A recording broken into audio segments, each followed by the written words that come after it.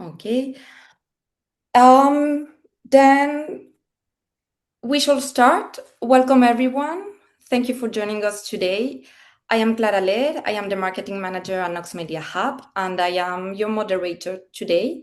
You can send any questions or comments through the Q&A button, and we will answer them at the end of this session. Now let's look at the agenda. So today we will talk about how media operations are getting more complex and how teams can simplify their technology stack, saving time and money, all while building workflows that scale and that allow you to do more and better business. First, Santiago Miralles, founder and CEO of Knox Media Hub, will open with a keynote on the industry landscape, the pressure on major supply chains, and why simplification has become a strategic priority. Welcome, Santiago. Hi, everyone. Great to be here. Then Santiago and I will walk you through a short demo so you can get a first look at Knox Media Hub solution. And after that, we are incredibly grateful to be joined by Claire Feeney, Technical Operations Director at All3Media International. Welcome, Claire. Hi, thank you for inviting me. So Claire and Santiago will discuss how a global content distributor can introduce true efficiencies in their supply chain, as well as doing better business. And finally, we will wrap up with Q&A. So do send us questions during the session. And now, Santiago, the floor is yours. Thank you, Clara. Good afternoon. Welcome all, and thank you for joining us today. We start with the business context. To set the business context for where our industry stands today, we have to look directly at actual market research and financial figures. The first data is that an overwhelming 81% of media technology leaders, European broadcasters, state that reducing their operational and technology costs is their absolute highest corporate priority right now. The real-world financial cost of this pressure shows up clearly in the audited public disclosures of some Europe's tier 1 broadcasting groups. For example, a German leading broadcaster has seen its core operating margins crater from nearly 19% down to a 10.9% in between 2021 and 2025. A large part in European media conglomerate has lost over 10 percentage points of pure gross margins. And meanwhile, one of the UK's main private channels has watched its profit-to-cash conversion rate plunge from 83% to 65%, as capital gets trapped in heavy, prolonged distribution pipelines. This margin squeeze in the broadcast layer is pushing back, or has pushed back, towards previous stages of the value chain: localization and post-production companies, studios, content producers, distributors. Everyone in the industry is affected by this squeeze. When we laid the strategic foundation of Knox Media Hub back in 2013, we anticipated the structural flaw that is reaching now its breaking point today.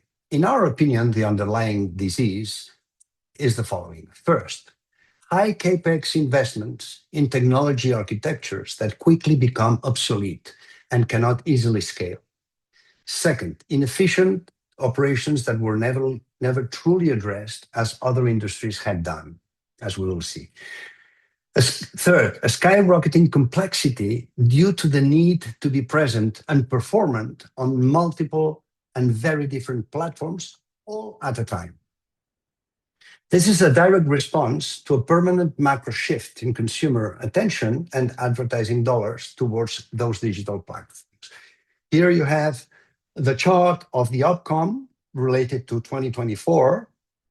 And here we can see that pure streamers in orange and pink have clawed 33% of the total viewing time share from the traditional broadcasting industry.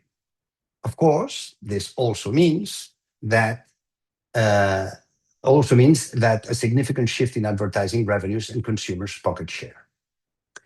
So in short, margins progressively squeezed and operations getting increasingly complex, which means higher costs. It's indeed a difficult equation to solve, but it certainly can be solved if we embrace a new technological paradigm like a cloud technology. In our opinion, two main strategies should be adopted. The first one is about efficiency, costs. This is what other sectors did decades ago after encountering similar margin market crises. For instance, the automobile industry, 40 years ago. What are the components of the strategy? Remove friction everywhere, internal operations and across the whole value chain.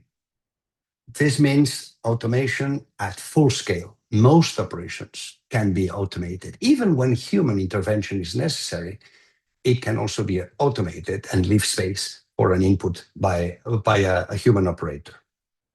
And the more tools are integrated, the more automation is possible across different applications.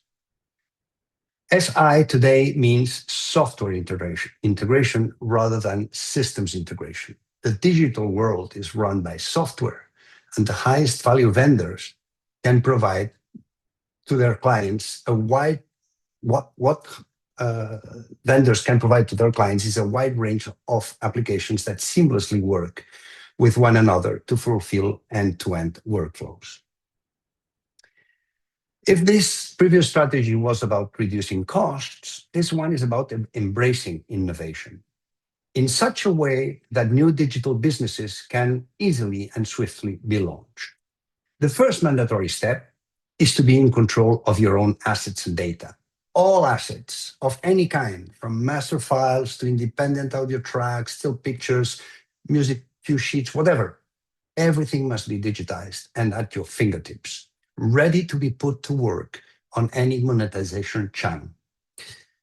Then leverage metadata. Metadata will allow you to build a unique and flexibly structured upstream catalog that supports all business models, current and future.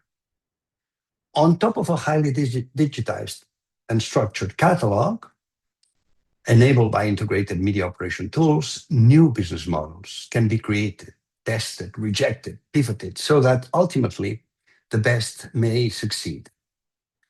And bear in mind that if all the effort can be done on software and digital assets, the cost of innovation is low and affordable. Okay, I'm aware that this may look easy to say, but difficult to actually execute. So here is our recipe to get started. Very often, organizations of all kinds take the shape of siloed structures.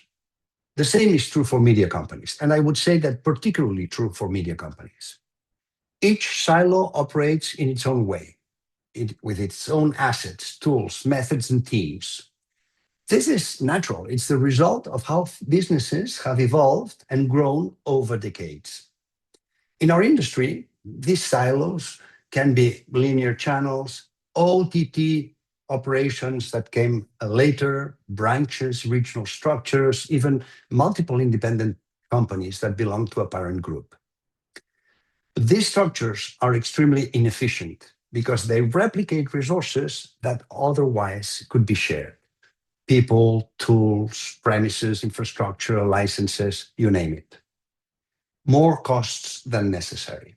But most importantly, the biggest price these organizations pay is preventing everyone from having the full picture of what is being done and a unique 360 degrees view of their assets and their clients. The first step to fix this is to create a cloud-first architecture and library, what we call the media operational backbone, that will integrate storage systems, media assets, and all ancillary files and data that go along with them. A true single source of truth, 100% under your control. The whole organization can then be oriented towards feeding the best information into this media backbone and to curate it so that it has the maximum quality, integrity, and consistency, and the minimum redundancies. When this is achieved, the whole organization too will benefit from an excellent data and media foundation that is ready to fuel its operations and businesses. But this is just the first step, the first layer. Things get much more interesting when on top of this fundamental media operational backbone, there is a digital platform that allows teams to seamlessly operate with all the underlying media and data without friction, without relevant costs, because it's all cost of computing, and its cost is marginal cost tends to zero. Because it's all software based, any workflow, simple or complex, even thousands of them, can be easily executed without any human intervention. Moreover, external systems may be easily connected to this digital platform via APIs, and this will enable an endless range of specialized operations that can be performed on the assets and the data. This layer is also called the innovation layer. With this core digital architecture in place, companies can now test new services, new business models with the same clients or even new ones based on the principles of agile methodologies and lean startup. You can build a service or dozens of them, create MVPs to be tested with clients themselves, measure their level of success, pivot, correct, improve them, and so on. This is the innovation loop. And because, again, this is all digital data and software based, there is no real relevant cost to test those new services and offerings and to expose them to the clients. So, in short, with such a core digital architecture of services, media companies can face the two main challenges that we mentioned at the time. First, improving their economics, and at the same time, preparing themselves to be flexible, agile, and better compete in a digital world that evolves faster than ever and where uncertainty will be the only thing we can give for granted. And at this point, I would like to understand a bit more about how all this translates in real operations. I'm curious about how much fragmentation you are experiencing, your attendants are experiencing. And here's a short poll covering some of the topics we have just spoken about. How many license tools are involved in your media workflows today? And where do your teams waste, between brackets, the most time today? If you answer these questions, we will quickly provide you with the results. Feel free to answer it. And Clara will you should be able to see the questions. Maybe some seconds results to answer. Okay. Looking forward to have them. Just so we have an idea of the room. Okay, people are still voting, sorry. 2 more seconds. 2 more seconds. Yeah. Computing takes some time. Or thinking. Even in the cloud. Okay, and Paul, and now we should see the results. Okay, so what we see is that the environments are, in 71% of the cases, are pretty fragmented, 4 to 7 systems, but others have more than 8, which confirms that fragmentation is true and it's a challenge. And where teams waste more of their time is in searching content, right? So searching content is a fundamental, a solution that provides quick and fast search of content, and finding it is a fundamental enabler. Thank you very much for this. And we shall jump now to the second part, right, Clara? Sure. So let's dive into how you can apply those strategies with a smart and integrated platform. Okay, so we're going back to this architecture which we just described as the recipe to make more and better business. Knox Media Hub is exactly the combination of the 2 layers we have previously explained. the media operational backbone, and the digital platform or innovation layer. Content, data, and assets are always in the hands of our clients.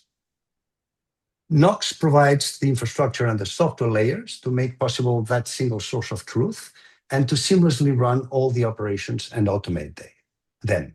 Let's see what operations. Well, from the whole workflow, from ingestion of assets and data, media analysis, QC, cataloging, an incredibly powerful metadata framework and search engine, smart storage management, AI, then tools for editorial and technical transformation for video, audio, subtitles, and metadata.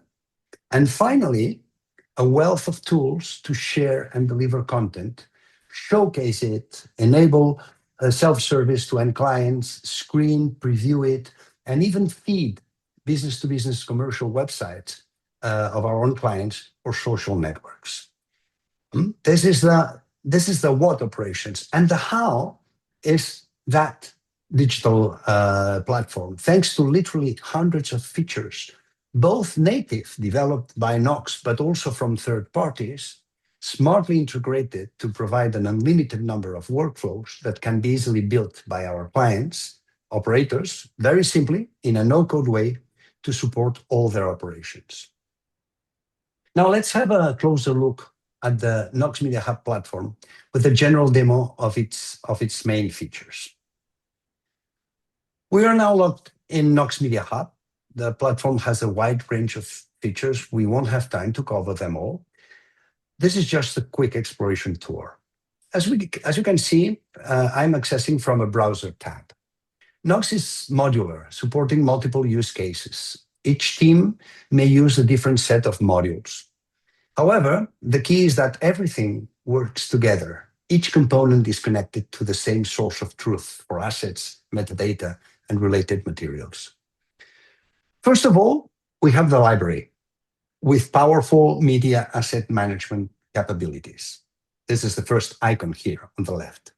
Then we have the media spaces, which is a feature that we will cover in our next webinar, but it's a collaborative environment that grants external partners a secure window into specific library segments. Within these spaces, collaborators can also ingest content themselves and provide frame-accurate feedback directly on the timeline.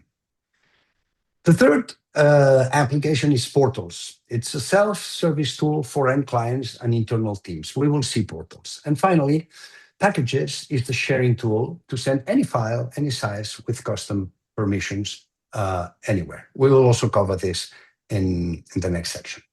Go ahead, Yes, your turn. thank you. So let's start with the main component, which is the library. Here I have the one source of truth for assets, metadata, and related materials such as audio files, subtitles, PDFs, edits, and so on. You can see on the left the catalog hierarchies. There's basic cataloging with a system of folders and subfolders with pre-made templates. Or ideally, you can automate all that with metadata rules, so files go to the corresponding container without lifting a finger.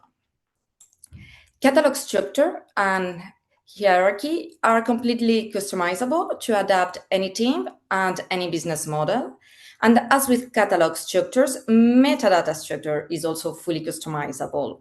And users can access a powerful range of tools to keep metadata fulfilled, organized, and compliant. And now, of course, we could not miss the search bar that allows users to search the entire media library. You can search by name, for example. We just type Barcelona. You can search by metadata that now with AI's ability to extract virtually any data, it becomes more relevant than ever, or both. Now, let's take a look at the Video Lab. So the Knox Video Lab is more than a clipping tool, you will see. It's a common place to visualize all the components of a footage. Here we can see, from a single timeline, all the clips and all the time-coded metadata. And Knox Video Lab is a very powerful way to make use of AI-extracted metadata.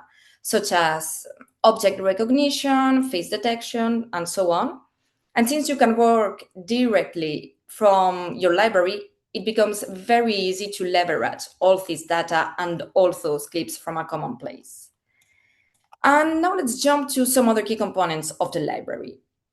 Here, you can manage and control multiple storage locations. We can see we have 2 buckets connected, and I have control of the hot folders, but it could be connected to any cloud provider, and it can even read files on local file paths. Our users keep 100% ownership. Assets reside in their own cloud storage, ensuring maximum security and ownership. The library also provides several other functions, such as work orders, the activity tab that shows real-time insights into assets, workflows, and every executed task, so you can have very granular reports. And in accounts, you can set up and customize user roles and permissions. Maybe now, let's jump into pipelines, Santiago. Okay, thank you, Clara. So let's check out the automation and orchestration tool, which, as we have seen, is a fundamental tool. Pipelines allow users to design and automate and monitor complex media workflows, as you can see, from a very visual and easy to use interface. To build any of these workflow pipelines does not require any knowledge. There's no code. Anyone can do it. And there are more than 50 modules and growing. You can bring in other tools and third-party platforms via APIs. Portals is a very important feature. Let's jump to it. In a nutshell, Portals is a self-service tool for your clients, partners, and internal teams. It is branded, high-end screening experience, and other services you wish to offer. Everything you see here, from content to branding and user options, is customizable to each user. You can create an unlimited number of portals automatically. This is why it makes it so easy to scale. Content is published based on metadata rules, also set by the user. Your clients or teams can access, preview, or even download the content they have been given access to or licensed. They can even launch pipelines if you have allowed them to. So this was about the portals, and now we will jump to the packages, right? Exactly. So we change let's the jump to module the now, packages. and we'll go into packages. That is a module that allows you to share files directly with the highest security standards and the option to use file transfer acceleration. You can set watermarks, download or give preview-only access, and you can even link the share to a contract number. In this example, I have sent myself a proxy of a video and related assets with preview-only access. And of course, in the background, I have received this access link in my inbox. And that would be pretty much it. Okay, so wrapping up, this was a very generic overview of the Knox Media Hub platform, but we have so much more. AI, metadata features, collaboration tools, extended video lab functionality, and the full set of media tools.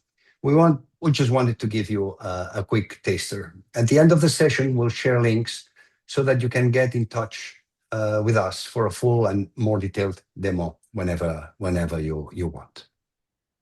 Now let's bring Claire to the conversation so she can share her personal experience on how her team modernized their global operations. Hello, Claire. Thank you so much for your time. Santiago has a bunch of questions prepared for you. Could you briefly introduce yourself, your role, and the scale of the operation at All3Media International? You're muted. Fail. I know. Sorry. It's live. We can listen to you perfectly. Hi, everyone. I'm Claire Feeney from All3Media International. I've been there for almost 20 years. All3Media International is the content licensing arm of the All3Media Group, which consists of around 40 production companies, which are, global, from New Zealand to LA to Germany, all over. Traitors is our current hit show, which we are producing. We own the license to that title, so we have that globally. We've got a catalogue of drama and unscripted content, reality content. We're a medium, moderate sized company. Thank you, Claire. Yes, I'm not muted. Thank you, Claire, for being with us. It's a pleasure to be able to have this little discussion with you today. We have spoken about the business concerns of today's media industry, and we were wondering if these concerns that we have explained were yours before our partnership, and how much do you agree with what we've said? Yeah, I completely agree with everything you've said. We started our journey back in, I think, 2016, and the whole thing came out of a disaster recovery meeting. So we had our content stored with a third-party vendor on their premises. Their disaster recovery policy was our disaster recovery policy. And, these guys pointed out that was actually a little bit dangerous. What if this happened? What if that happened? We genuinely hadn't considered if, they had a flood or a fire or anything, what would happen to our content. And without our content, we don't have a business. So the idea was put the content in the cloud as a backup so we can have the control over the security. And then that kind of developed into, well, if we've got the content, we need to be able to find the content. If we can find the content, we can do things with the content. And so the idea kind of evolved quite rapidly once we figured out, put it in the cloud. It's our content. We have access. We can do things. Yeah. So, but everything after that is exactly what you were discussing. Speed to market, So this stemmed from this disaster recovery need, right? And today, all over these years, what do you leverage Knox for? How has it evolved? You said it evolved quickly. What is it that you today value the most in the operations that Knox supports for All3Media International? It's control, it's visibility. We can see duplicates, we can delete deliverables, which therefore leads on to being able to control costs. It's reduced administration duties, because rather than someone firing off an email and a purchase order for someone else to do the work and then getting in a queue, the guys in my team can actually just action that delivery or that pipeline, then delivery. So it's enabled, it's a complete change to how we were working before. And in terms of measurable outcomes, is there anything that you could showcase? So I think initially when we launched Knox, which was October 2019, it was speed to market, it was response times, it was being able to react to a request from a buyer or a producer. Those were the initial big wins for us, and they continue to be. But I think the most recent measurable outcome has been the metadata module that we launched. That has enabled us to deliver metadata to our buyers who, we have two types of buyers. We have the FAST and AVOD buyers, and then we have the traditional networks and broadcasters. And the networks and broadcasters are like, oh, please, can we have it? And we're like, sorry, no, we don't have capacity, we don't have resource. And now we're just delivering that to them. And they are amazed and pleased and so grateful, because we're taking a whole world of pain away from them. And we're doing that through integrations and systems and pulling data that we already have. And back to your point about the single source of truth. That was clearly a pain point. I remember Yes. you at the media production show recently saying that metadata is one of your favorite topics. Great. Um, uh, quality of service is absolutely fundamental for us. It's the utmost importance. How has your experience been working with not only with the Knox product but with the team? What I mean, there things are you learned? some incredibly intelligent people working at Knox Media Hub who immediately understand what we're asking for. You know, the guys understand the pain points and what, because we have this long-standing relationship and you guys know our business almost as well as we do. Often in a meeting, we will have one of the Knox team come up with an idea they've had or some technology they've seen, and they've thought, actually, I wonder if that would be useful to all three. Are they looking at this? Would this be handy for them? And often you've already integrated with a partner, and we say, oh, no, I don't think we need that. And then 6 months, 18 months later, we're like, that thing you've got, can we start using that now? So you preempt what we might need. We might not need it today, but it's already there if we need it tomorrow. Yeah, thank you very much for this opinion. We do have a very good team indeed. Products is important, but it's important the partnership and the quality of service.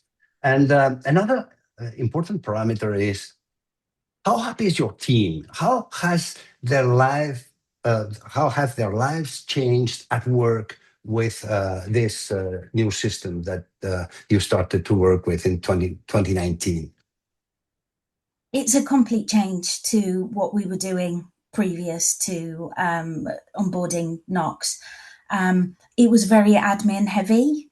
It was emails, it was raising purchase orders, it was signing off invoices, figuring out, when has this been delivered? When is it going to be delivered? Can you send me the delivery notification? The buyer says they haven't got it.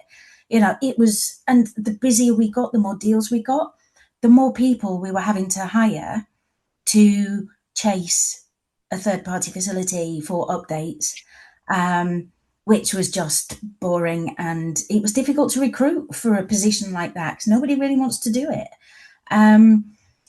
So post Knox Media Hub, the guys, if they need to deliver something to somebody, if they get an email from someone, they can say, here we go, we've already delivered it. Here's the notification. Here's a copy to the link. It's still live. You can have it again. The customer service has literally, increased by hundreds of percentage points. It's the access to your own content as well. Is this a texted version with textless elements, or do we have a texted or a textless? It's one of those. You have to email. Somebody has to go and look. Somebody has to come back and tell you. You can literally do it immediately. The information, the content is at your fingertips. So actually, we do a huge amount more. I mean, the company, All3Media International, has grown hugely in the last 10 years. The volume of deals we do has grown hugely. The volume of content coming in is grown hugely, but the size of my team really hasn't grown. We do phenomenal amounts of deliveries and inbound with a very small but super efficient and dedicated team. So productivity is one of the keywords here, right? Because you have Absolutely. been able to do much more with the same people. Right? Oh, absolutely. Absolutely. I have to say that the team that Claire has is an absolutely fantastic team who have participated very actively and enthusiastically in this project over the years. And I also have to say, because it's fair, that one, it's a real luxury to have a client like All3Media and Claire particularly, because when we started, there was someone at the other end, at the client's end, who had a vision. She really had a vision of how the company should evolve to make it more productive and more performant and grow. I think you even scaled in the ladder of the distributors in the UK during the pandemic, because you were one of the only that were able to operate, right? So you, Claire, had this extraordinary vision from the other end of the tunnel, right? You were digging from the other end, we were digging from the other one. And I think also it is fair to say that your management at that time was also very bright to buy into the project you proposed. So it's a real luxury to have you. Thank you very much, Claire. I think now we're up for some questions from our audience. So I will give back the floor to Clara. Okay, yeah, I just wanted to share the screen again. Thank you, Claire, and thank you, Santiago. So I have a first question for Claire. This is for you. How easy was it for your teams to transition into the new system? Change management. Incredibly easy. The interface for Knox is so intuitive. If you show it to your mum, she would be able to deliver a file. It's so intuitive, and of course, it has developed over the years. It is more complex now, but it can be as simple as you want it to be. You can do very complex processes, but all of that happens behind the scenes. As far as you're concerned, you're pressing a button, you're triggering a pipeline. So it really wasn't a problem at all. The people in my team, so at All3 International, people tend not to leave. So there are people in my team who have been with me 11 years, 8 years, and they were not tech operators. They weren't VT operators. They didn't work at facilities. They were admin people with tech understanding and the ability to learn. And all of them could quite easily get job at tech operation facilities right now because they have the knowledge and the skills. Oh, thank you. I am reading now from the chat. I guess metadata is quite the topic. So I'm reading. Tell us more about how do you manage metadata for your various clients and platforms? Kind of what you said to Santiago before. It's for Claire too, the question. Okay. So the thing with metadata is everybody has it already in their various systems across their business, and there are various stakeholders who are responsible for bringing that in and updating it and making sure it's correct. What we did with Knox and another external company was integrate all of our systems. So, of course, with systems, you can put information in. Getting the information out is difficult, and getting the information out from 2 or 3 different systems is virtually impossible. So we spent time integrating our 3 core systems, and we use Knox to export that information. But the clever part is Knox will transform the information. It can also translate the information. So with some of our big fast clients, some of the Rokus and the 2Bs, we have their template embedded in the system. So it will automatically transform the date or the title, lowercase, uppercase, all caps, whatever they want, because nobody wants the same thing. So there is that transformation piece that happens in the background. We then export that, have a look. It throws up errors, which basically means this information is missing. So we go back, enter that information once into the system. It's there forever. Or we make a change because it's noticed something's not right. And then we have a house template as well. So that's what we export to deliver to the networks as well. So it's not easy. There is money involved. It's time consuming. You need somebody who knows how to integrate systems, but oh my God, it's worth it. Thank you. Okay, I have maybe the question you can answer maybe the both of you. So I'm reading. How did you handle any resistance across the business to evolving from existing workflows? Again, around change management. Maybe Claire or Santiago, both of you have an overview? Well, I think it's more a question for the client, right? Yeah. Because Ah, they have a significant change of the way of working, rather than us well, we always change the way of working, but not with our own tool, with other tools. So I leave the floor to Claire for this answer. Yeah, I mean, it's a really good question, because there's always pushback, and there's always aversion to any sort of risk or change.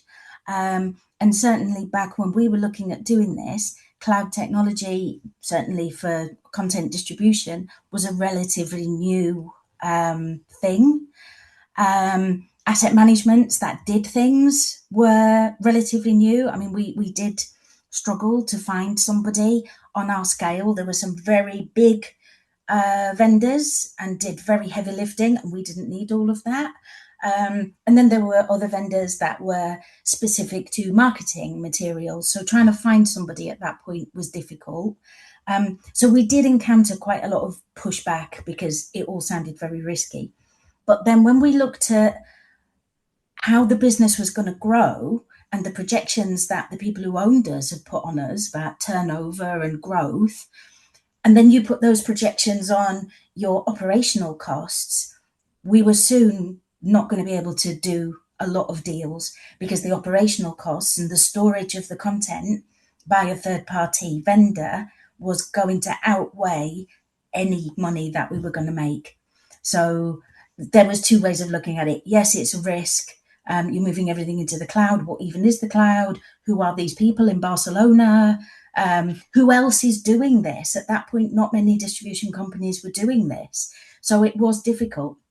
So the way we looked at it was, well, if we don't do it, what are the risks? And those far outweighed any risk of, partnering with a small business in Barcelona, and putting all your assets in a huge cloud owned by some American billionaire. I have to keep you on stage, Claire, because I have another question for you. When you navigate through Knox Media Hub and select a process, can you see which tool is behind the curtain? Very interesting question. I don't think you can see it, but I think we know. We're a small team, we've been using it a long time. So if we're generating captions, we know that's been outsourced to a third party. If we're using edits, we know that's been outsourced, big edits, not just cutting and shotting. Yeah, I mean, if it's, an AQC or something, we know that it's been a third party. Certainly my experience of working with the guys at Knox is they don't ever seem to white label something and pass it off as their own thing. They're very open and honest that we use this company because they do it. Why are we going to reinvent the wheel? If I may add here, Clara, this is exactly how Claire says it. We are sharing with everyone what third-party softwares are integrated with Knox. For example, we have Venera Technologies to do the QC, the auto QC, and there were clients of Aspera, IBM Aspera for the acceleration and so on. So we don't hide who our partners are, because, as Claire says, we believe that our partners add value to our platform, and we have no interest in hiding them at all, right? Another thing is the modules of the IT modules, programming modules that are known by no one. That's different. But the main brands that participate somehow into our platform, they are always made public. Okay, and the last one, if there are more questions, you can send us later and we'll answer offline. But just to finish, I will read out loud again. It states, I think you have alluded to it, but I assume your decision to partner with Knox was due to the tooling fitting your requirements while being a product that you would not pay for features that you did not need, with the ability to future-proof workflows, of course. That's a long question. I guess it's asking who did you did the match with Knox? We did have all the tools, or we had some tools that you did not need and you just didn't use, or we are growing together? Do you want me to reread? This is for you, Clara. No, that's fine. No, it's another really good question. We spoke to quite a few vendors, asset management businesses, and obviously this was quite a long time ago, and it was all in its infancy. But absolutely, we did speak to some vendors who were huge, and they were backbones of massive networks in the US. And absolutely, they had a lot of tools and infrastructure that we just didn't need. So they weren't right. And it's kind of, at that point, you couldn't really buy software as a service. You were in or out. And so that was difficult. Other companies that we spoke to didn't do what we wanted. They didn't service content owners, content distributors, but they kind of thought they could sort of, I don't know, do a little bit of an offshoot and maybe we can tweak this. But if you do it that way, it could kind of work. And for this to be the backbone of our business, that wasn't going to work for us either. The guys at Knox there was only, I think, 3 or 4 at this point. But having met Santiago at IBC and sort of hearing his passion for content management, asset management, and his eagerness to learn, we could have basically taken Knox Media Hub out of the box, plugged it in on day one, and pretty much gone with it. It did what we needed it to do. But once my boss had bought into the idea, he wanted to develop it so it could do more. What else can we do? And I think Santiago had quite a bit to do with that, simply because of the enthusiasm for the product. And so it built slowly, and we did pay to develop, to do things we wanted to do. I mean, we haven't, you guys touched on Portals, but Portals is an amazing product. It's self-service from the tech ops perspective as well, in that content comes in. So we have a portal for Traitors. Content comes in from local versions of Traitors. It's tagged, go to the portal. Nobody has to do anything. It just appears. And then all of the local producers of Traitors can see the new version of Traitors from Czechia or France or Somalia or wherever. They can go in, they can watch it. It's completely hands off. It just happens. So it's constantly looking for efficiencies and evolution. Yes, we have literally built hundreds of features of functionalities according to the requirements of you and your team and your advisors, and it has indeed worked very well. I have to say that these features that have been built also with a vision to make them also useful for others, right? So it was not exactly what All3 demanded. It was covering All3, but it was also somehow customizable for other similar users, so that it could be used by others. This has been also our philosophy from the beginning. Any more questions, Clara? No, and we are also running out of time. If during the afternoon, day, you have more questions, of course you can send them over and we'll answer them offline. No trouble at all. Just before closing, for more information, here you can have some useful links. You can find the All3Media case study on our website. All the attendees will also receive an exclusive bonus resource in the follow-up mail. It's a playbook for designing and maintaining media libraries. And we are also planning additional webinars later this year. You can let us know in the survey if you have specific topics you would like to see. And of course, we will send you the link to the recording of this webinar. Thank you so much for your time. Thank you, Santiago. Thank you, Claire. Thank you very And much. thank you, thanks our attendants too, and Claire particularly, but also our attendants. And thank you to everyone that attended. Thank you for your questions. Just have a great day and great rest of the afternoon if it's from Europe.